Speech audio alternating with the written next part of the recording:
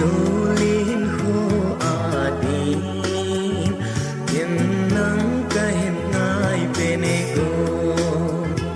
ipithulam leng ba na ja ibang lo mahilum hang nahi ipithulam leng ba na ja ibang lo mahilum hang nahi zulin kho adin yen nang kahin ngai pene go zulin kho adin yen nang kahin ngai pene go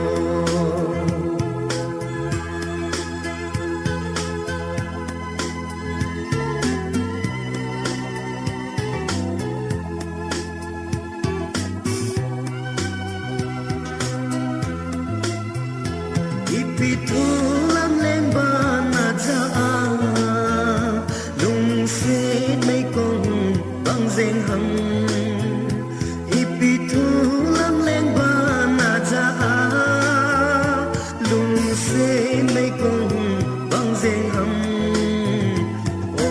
zulin kho adin yen nang kahin ngai pene go zulin kho adin yen nang kahin ngai pene go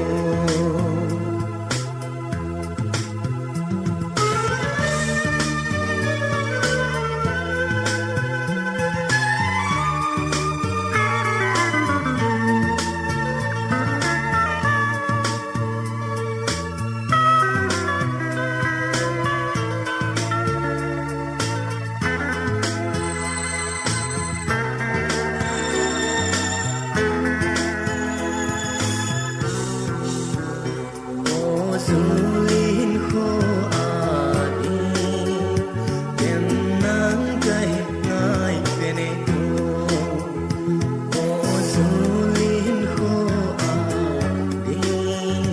yen nang kahin ngai pene go toni pi ba nahin sei pe